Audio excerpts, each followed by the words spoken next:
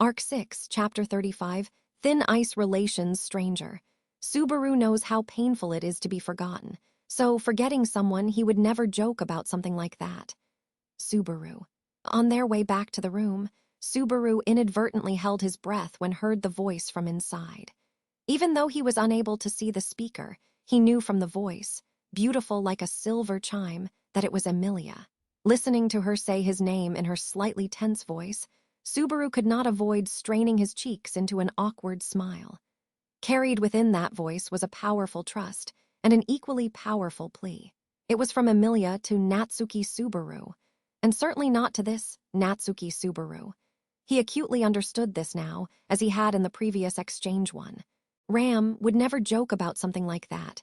Yes, never thought I would say this, but Emilia-sama is right. Also hearing that voice, Ram, who accompanied Subaru, whispered this self-derisive comment under her breath.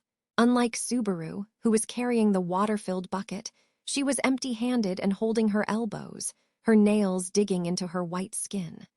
Almost like a reminder to herself, a regret, and an extension of the pain of an unfulfillable vow. Subaru, Ram, it was just a pointless joke, forget you ever heard it. It will only worry Emilia-sama if you bring it up. So, for the sake of Ram's impeccable reputation, keep it to yourself. If you dare mention it, Subaru. Ram, it seems you really don't remember. If he dared mention it, something scary would come to pass. That was probably what she was trying to say. Or perhaps she had been expecting Subaru to counter with a quip before she did so. Just like before, when the connection between her and her younger sister had been brought up, he thought he saw a glimpse of disappointment flashing across her pale red eyes. But that sadness disappeared in an instant. The fact that she would not let him tell anyone, was it because Ram was too strong for that, or because she was too weak? He did not know what lay in the depths of her heart. Only faintly, on the center of Subaru's own chest, there was still a lingering trace of where her head had rested. Ram, my apologies for keeping you waiting. We have returned. Without giving him any time to think, Ram resumed her steps and headed into the room. That stubborn attitude might just be Ram expressing her insistence on the matter. Seeing this, Subaru had no choice but to respect her feelings and not mention the matter. When Subaru entered a few steps behind her, a somewhat strained atmosphere spread throughout the room. But even so, it was still a tad better than immediately after Subaru made his shocking revelation. As proof of that, after Emilia greeted the returning Subaru with "Thanks for the hard work," the next voice that followed was Julius. "Earlier, I showed you an unsightly side of me. Would it be fine if we start over?" Subaru. Oh, I'm the one who surprised you with no, I shouldn't have interrupted you. Please go on. Julius, there is no need to be so restrained. If you are so formal with me, I will not feel at ease. Saying this, a faint smile emerged on the purple-haired youth, Julius's face. Earlier, he had been the one who had turned pale at Subaru's revelation. Subaru was unaware of what Emilia and Beatrice might have told him while Subaru was gone fetching water, but he seemed to have recovered enough strength to speak. Only there were still the words Ram said to him in the corridor. Upon being asked about Julius, she told Subaru that he was too cruel. Just what could she have meant by that? Julius. Let us start again. I am Julius Juculius. This is Anastasia-sama. I serve as her knight. And you are like a friend of sorts. Subaru, I see, nice to meet you, but why did that last part not feel very confident there? Julius, unfortunately, we might have had a slightly different understanding of our relationship. I myself think of you as a friend, but as for what you think of me, that is... Subaru, literally lost to memory, huh? Julius, that is quite true. Picking up a certain elegance in his words and conduct, Subaru bent his lips. According to Emilia and the others, this was journey into treacherous environments. So, naturally, as the only other male member of their company, there must have been considerable trust between them. But then again, considering Julius's knightly air and their exchange just now, even without memories, Subaru could imagine his previous self having made a terrible first impression. Emilia, it's all right, there's no need to worry. Subaru and Julius are really good friends. We were there, so we can all attest to that. Meili, that's right, there's no reason to be so worried about this, is there? Naitoni Isan's already got plenty of other problems to worry about. Watching their exchange, Emilia cut herself in with her hands on her hips, and Meili mockingly concurred with a mischievous look in her eyes. Whereas Emilia's words were purely out of concern for Subaru and Julius's first meeting, Meili's seemed to be insinuating something entirely different altogether. Subaru furrowed his brows when he heard this, while Julius nodded as if having understood her meaning. Julius, why, yes, what Meili has said is correct.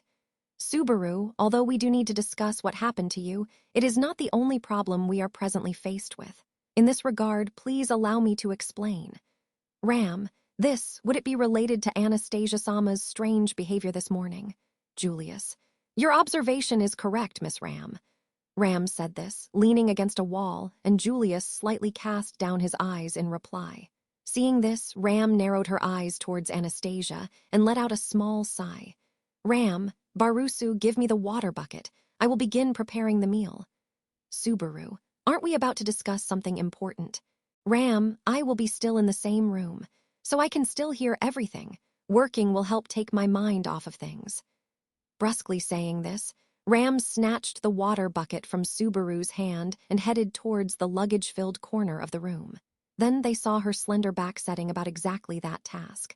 Emilia, sorry. Ram, she isn't usually like this. Anastasia, of course, there is no need to mind. It is understandable that she would feel this way, seeing the desired information one could not wait to pull out of another's throat suddenly fly so far away. Anyone would feel this way. Anastasia calmly shook her head to Emilia's apology, and hearing Anastasia's reply, both Emilia and Beatrice made a difficult expression. Subaru was not cognizant of what might have crossed their minds, but the answer to that soon came from Anastasia's own mouth. Anastasia, now then, even though after all the confusion this morning, I would honestly do not wish to burden you with any more surprises. I do think that keeping it hidden would only sow the seeds for discord down the road. Therefore, if your accepting soils would permit it, allow me to confide something in you. Beatrice, such a pompous and roundabout manner of speech, in fact. Hurry up and get to the point, I suppose. Anastasia, there is no need to be so frightened. Beatrice, one could say we are as close as sisters. You and I, in fact, it is just as you guessed. Beatrice. Beatrice's cheeks froze at Anastasia's words. Standing beside Subaru, as if naturally seeking something to rely on, the young girl's fingers lightly grasped onto Subaru's sleeve. Subaru cast her a side glance, and after some hesitation took her hand. The tips of her fingers were faintly quivering from the shock, but soon the small palm accepted this warmth in turn. Anastasia, your relationship with your contractor is indeed amicable and ideal. I wish I could have had the same perfect relationship with Anna, but unfortunately, it is not going so well. Emilia, you're addressing Anastasia-san like you're talking about someone else. So that means you're Anastasia? Ah, yes, you guessed correctly right now. The consciousness inhabiting this body is not Anna's. Anastasia Hashin is sleeping deep inside this body, and the one addressing you now would be something of a deceased ghost that has temporarily taken over this fleshly form. Emilia's breath choked up, and Beatrice held tighter onto Subaru. Julius's face was covered with pain at her confession, and Meili still looked bored as ever. Only Shala, sitting cross-legged beside Meili, was completely aloof to the conversation, with her attention solely focused on Ram, who was preparing the meal. With her back turned, no one could make out Ram's expression as she continued about her work. Lastly, for Subaru, what are you guys talking about? I didn't get any of that. Left all the way behind, naturally, he could only make a difficult expression. The body of the girl named Anastasia Hashin was now dominated by an entirely different existence, while her own consciousness was in deep sleep. Simply put, that was what Anastasia, or rather the spirit by the name of Echidna, had explained. It seemed that fact had been quite shocking to Emilia and Beatrice, while for Subaru, rather than shock, it only served to exacerbate his confusion. Subaru barely had any impressions of Anastasia in the first place. And then, being told that the person who had been described as Anastasia upon first meeting was actually someone else, Subaru. Is that so? That's pretty big news, isn't it? He could not exactly give a reaction in a way other than like it was someone else's affairs. No doubt, it was only from the reactions of those around him that he figured that this was a pretty serious situation. After all, they had come to this tower for a reason. It was in order to find a way to save the sleeping girl and to help those people struck with some unknown disease that they came here, or at least, that was what he had been told. Ram. We barely just got here, and the key people are already falling apart. Barusu dropped his memories somewhere, and Anastasia-sama's consciousness is deep in the abyss. Subaru. Ugh, doesn't look good at all. Listening to Ram's blunt remark, Subaru dejectedly held his head.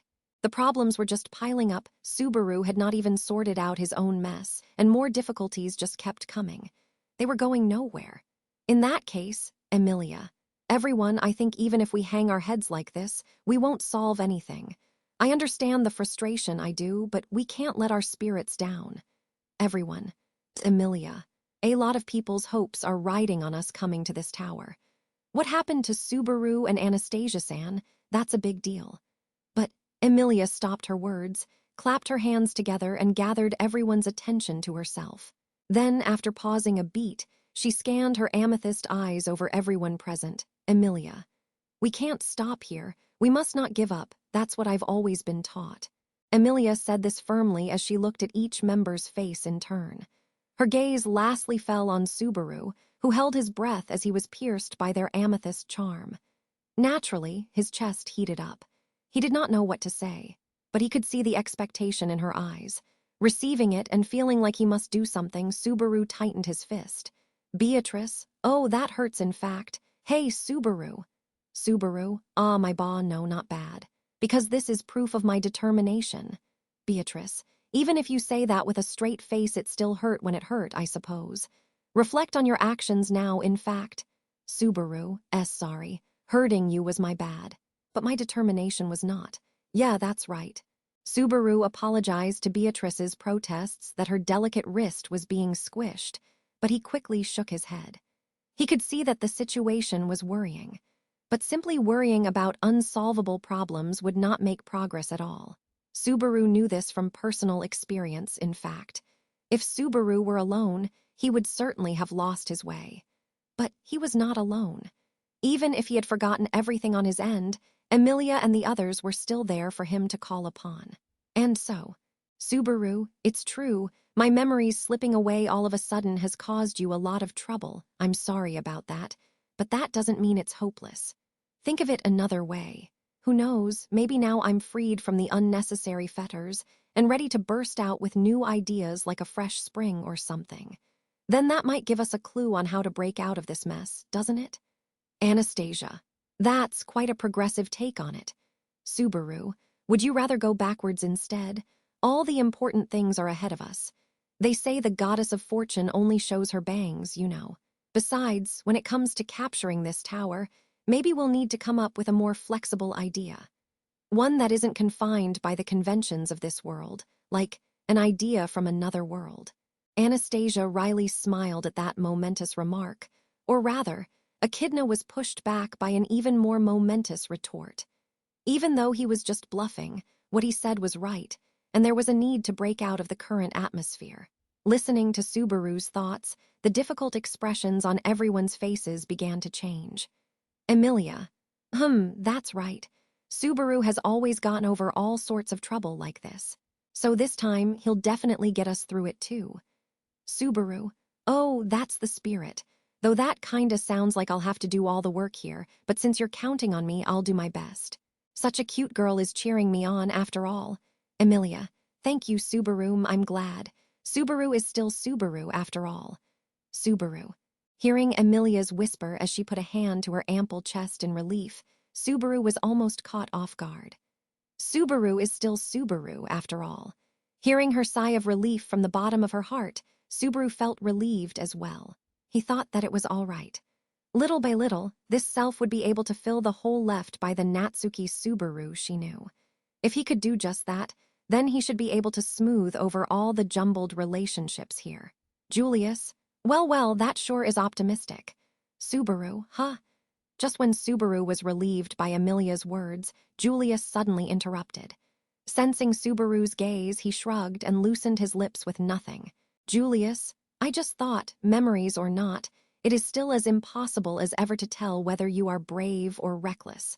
On the other hand, perhaps you would only think this because you have forgotten the enormity of the obstacle we are facing. Subaru. Hey, why's there always some sarcastic attitude from you? Unless, no way, is that just your true nature? Julius-san, I mean just Julius. Julius. I see.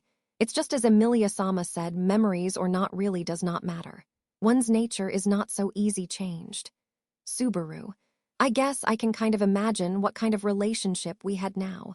We must be more comfortable with each other than anything else, huh?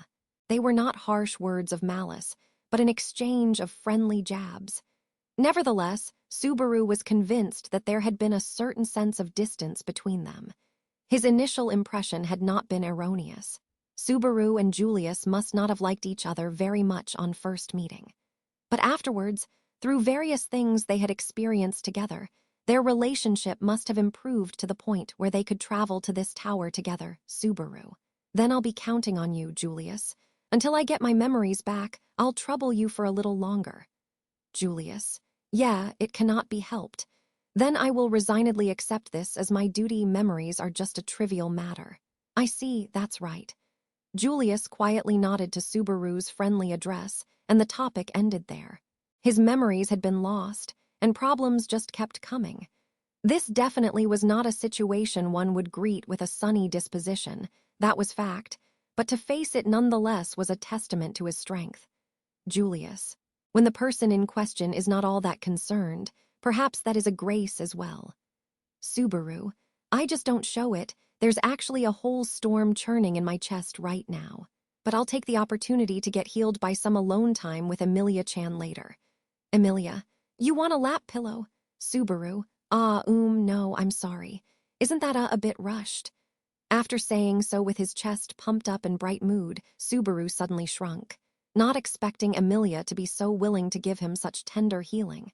His heart started cowering in fear. Moreover, it would be a lap pillow. Naturally, his gaze fell onto her soft-looking white thighs. Ram, it's ready. Come help carry it, Pervusu. Subaru, ouch. Feeling something kick the back of his knees, Subaru let out a wail on the spot and collapsed to the floor. All the while, Ram looked down on him with a look of disdain, as if chastising him for his indecency. Ram, your useless positivity is one of your only virtues, Barusu. Use that positivity to set up the food, as well as for cleaning, tidying, and various other chores. Subaru, that's just because Ram wants to slack off. Shala, oh master, I'll help as well. FOD. Subaru's protests regarding Ram's forceful transfer of responsibilities were immediately drowned by Shala's pressing desire for sustenance. Seeing Shala beginning to carry out the plates, Subaru had no choice but to join in the preparations. Subaru, let's see the menu. That kinda just looks like preserved rations. Ram, in fact, they are precisely preserved rations. The few fresh foods Emilia-sama brought over have already ran out, so the diet will be quite bland in the foreseeable future. Subaru, well, hopefully we can capture this tower quickly and get back to somewhere more populated. He had heard someone say that people's hearts would only be at ease once ample food and clothing were available. In that sense, he was unsure just how well they could live in this tower. Particularly in regards to food, with his memory absent, Subaru's only impression of this parallel world's cuisine was the taste of preserved rations, which was rather miserable. Stranger, sorry to bring this up while you are eating, but there is something I want to confirm with you, Natsuki-kun. Subaru, hungry, what me? Something you wanted to ask me. Role-playing as someone who has been treated like a slave and given nothing but miserable scraps ever since he was summoned to this parallel world, Subaru protested against the injustice. But he stopped eating upon hearing Echidna's words. Anastasia, it is nothing, but while I apologize for bringing this up when everyone is united in facing our situation positively, I would like Natsuki-kun to share a bit more with us about what happened to him. After all, your memories were the only ones that has been affected by this tower. Conversely, who knows if the same thing might happen to any of our memories as well. Subaru, right, makes sense. Even though having the person involved do it might be a bit difficult, Amnesia can be pretty inconvenient, you know. Beatrice. The way you said it make me wonder if you really see yourself as being involved. I suppose, seeing Subaru nod in agreement, Beatrice could only manage a baffled expression. However, Echidna's concerns were reasonable, and truth was that Subaru also needed to know how he lost his memories. The clues to restoring his memories must be tied to how he had lost them in the first place. Subaru. At the table, to Subaru's right was Beatrice, and to his left was Emilia. Those two were at his side when he woke up. He wanted to know just what kind of memories could have prompted them to sit there of their own accord, and to place in him such baseless trust and warmth. Or rather, it was that he needed to remember because it was his duty. Subaru. But still, from what I was told, I woke up without remembering anything. Emilia-chan and everyone, where exactly did you guys find me? Emilia, well, you were nowhere to be seen in the dragon carriage this morning, and we couldn't find you either in any of the rooms on the 4th floor, so we got pretty worried. Subaru's curiosity was piqued by the expression, dragon carriage, but he did not open his mouth in fear of interrupting Emilia's story. Perhaps it was the lizard in the green room. It had something to do with that ground dragon. They did look like the type you'd see from a horse-drawn cart. He would have to put off his curiosity in wanting to see the real thing, though. Beatrice. Betty was not at her wits' end as much as Emilia was, in fact. I was just bothered that I couldn't figure out where you, my contractor, was within this strange tower, I suppose. That's why I went with her to search around the tower for you, and after that, Subaru. And after that, Emilia. We found you collapsed in the white library on the 3rd floor and then brought you to the green room. Subaru breathed out a awe after hearing Emilia and Beatrice's joint explanation. Julius, the 3rd floor is one of the many floors within this tower. We are presently on the 4th floor. We are going through them trying to reach the 1st floor, which is the topmost floor. That we have already made it past the 3rd floor was thanks to none other than your knowledge. Subaru, thanks for explaining. Thanks to my knowledge, you say. Julius filled in for the missing details. Even so, for Subaru, the contents seemed to be quite lacking in credibility. Nevertheless, in reply to Subaru's reaction, Emilia continued where he'd left off with a yeah. Emilia, that's really how it happened. All we heard was gibberish, but you were able to solve it all by yourself, Subaru. You were really amazing. Subaru. Ha ha ha, thank you, hey. No one says gibberish these days anymore. Emilia. Subaru, did I say something weird? Though Subaru had tried to awkwardly compliment Emilia, she remained silent as if something was up with her. For a split second, he could see the traces of some strong emotion flicker across her eyes, yet he had no idea what it meant. At any rate, he could not keep up with them, as if they were ripples rippling through a pond. Subaru, by the way, you said that I collapsed and that you brought me to that grassy room. Beatrice, that room is protected by a special spirit. That spirit has the power to heal people's wounds. That is why we've laid Rem down there too, in fact. Subaru, okay, gotcha. So that's why you also brought me there. By the way, what are the chances that I lost my memories due to that room? Emilia, well, Subaru batted one of his eyes shut as Emilia faltered in response, looking like she had not thought of that, though this was only a hunch of his, regarding the intentions of this spirit or whatever. While those may be unknown, if it took the form of a plant, then he could not discount it having some kind of cruel nature. Flowers were pretty and filled with sweet nectar to get insects to carry their pollen. But they could also be like carnivorous plants who camouflaged themselves to snare in insects to slurp the life out of them. It could have slurped his memories out of him instead of healing him. There was a chance of that. Anastasia, it is quite the wild idea, but I heavily doubt that. In that case, something weird would have happened to me first far quicker, considering I have been in that room far longer than you have. Subaru, that something strange hasn't got anything to do with the original body's owner not waking up. Anastasia. Regarding Anna, that happened before we came to the tower. Her condition has nothing to do with the green room. And also, that is correct. The ground dragon in the room has not forgotten about you, correct? Subaru, huh. Anastasia, that ground dragon is awfully attached to you. Suppose, for argument's sake, that the spirit in the room had a bad habit of slurping out people's memories. Don't you think she would have probably given you the cold shoulder? Following Echidna's words, Subaru recalled the ground dragon that had nestled up to him just after he had woken up from slumber. For sure that ground dragon had been extremely friendly towards him. If the reason behind that was because she had originally been his ground dragon, then that made complete sense, though what she had stated also surprised him. Subaru, that ground dragon is a she?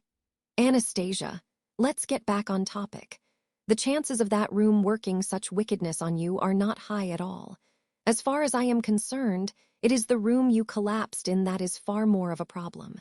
All of you said he came to in the library of Taegeta on the 3rd floor, right? Emilia. Yeah, that's right. Subaru was collapsed on the white floor in that room. As she reflected on that moment, Emilia gripped her wrist tightly. Emilia, I carried you to that room all in a rush, and then tried to go call everyone, but… Beatrice. Subaru woke up during that time and found himself in this condition, in fact. Therefore, it would be difficult to imagine that the green room did this, even time-wise, I suppose. It happened in that library, as I thought. If something had happened, then this library or whatever was the source behind it. It seemed like they had reached a common point of view, but Subaru did not really get it. Perhaps because it was hard for him to imagine what kind of room this division they called a library really was. Subaru, Taegeta. What kind of room is this library of Taegeta? The name sounds somewhat familiar. Julius. That library is a room containing the books of the dead. Subaru, the books of the dead. Hey, that also sounds like some Chunitu shtick. Shelving aside his interest for the name, Taegeta, Subaru sunk his teeth into the use of the term books of the dead. Seeing his reaction, Julius gave a curt nod and then continued to speak, saying, We have no concrete confirmation, Julius. But in this library, there are myriads of books bearing the names of people from all around the world who are now deceased. To read the books, you must be qualified to do so. It is most likely the kind of thing where you can only read the books about the deceased you had some connection with. Subaru. Again with the bad taste, what is written in those books? Julius, the life of the respective deceased, more or less. Intense thoughts swoop through your mind as if they were being scorched in. It is really not a matter you want to put yourself through over and over deliberately. There was a weight to Julius's words in his explanation, which could only have been expressed by one who had personally experienced this sensation. It seemed to Subaru that the memories of the dead were not something he wanted to have scorched into his mind. To put it frankly, experiencing this sort of shock was not something he was keen to do. Then, if he had collapsed in a library where such experiences were possible, Subaru, was I reading one of those books too when I collapsed? No way, so could something like that have damaged my mind? Anastasia, I cannot completely rule out the possibility. About that, Sage, what do you think? Shala, are you perhaps talking to me? While nodding at Subaru's guess, Echidna turned to face Shala with a meaningful look in her eyes. As well as that meaningful look, Sage was a really disproportionate way of referring to her. Were he to speak without restraint, Shala looked like the furthest thing from a sage in this room. Shala, no matter how many times you say that my answer's not changing, I don't know anything about the tower except its rules. I was just told to be strict with rule breakers. No matter what Master does in the tower, I ain't got nothing to do with it. Subaru, I don't know why Shala's calling me something like Master in the first place, but… Ram, be relieved. Barusu's response is the same as before his memories were lost. You are just using this without saying anything because it is convenient for you, so gross. Subaru, you can't just jump to such a convenient conclusion. Faced with Shala's gaze, Subaru couldn't help but express his bewilderment, which with no word of exaggeration showed a max level of affection. Sure, it might be nice to get close with such a glamorous beauty when he thought about it ordinarily, but not knowing where her favor was coming from only created more confusion in him. Besides, her affection and favor made him feel strangely uneasy. It was something fundamentally different to the sincere feelings Emilia and Beatrice showed him, though he didn't know currently whether this was a harmful effect of his memories being gone. Subaru, in any case, that library you mentioned feels suspicious. If you're saying there might be clues in there that will get my memories back, then I reckon it's worthwhile going there to check. Julius, Yes, we should. Our situation is one that even in the best of times we have had one problem after the other. The problems that plague us have seldom been few. Besides, with the circumstances becoming like this, you must honestly realize. Subaru. Realize what, Julius? Just how much you have been making up for us. With his eyes still closed, Subaru let out a small snort at Julius's words. His laugh hadn't been out of awkwardness, but a strained one that came from deep within how he felt. They were really overestimating him. Armageddon must be nigh, for them to be relying so much on Natsuki Subaru. Bad things came in threes, and once again Subaru had been made aware of how much of a hindrance he was, a trait he had averted his eyes to. It was as if he were saying, "You have become a considerable burden. Subaru, anyways, I'd like to go to the library after we finish eating, and if the memories I lost are scattered about there, then I'd like to go pick them up and stuff them back in my mind." Emilia. Geez, that's an odd way of putting it. It's so just like Subaru. Subaru, I'm guessing the way you're saying it's just like me isn't really a compliment, right? Emilia gave the flustered Subaru a small smile as she said that. The atmosphere around the place relaxed just a tad as he received it. They'd come up with a plan, and it felt like they were, in true sense, moving forward a bit. Anastasia, I am sorry to interrupt you when the mood's like this, but there's just one more thing I want to inquiry Natsuki-kun with. Subaru.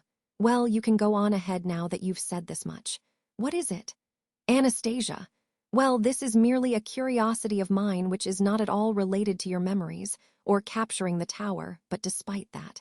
Echidna began to stroke her wavy hair, and with an adorable look on her face, compounded by a look of deep intelligence in her turquoise eyes, she asked, Anastasia, what does that term you speak quite often of, parallel world, mean?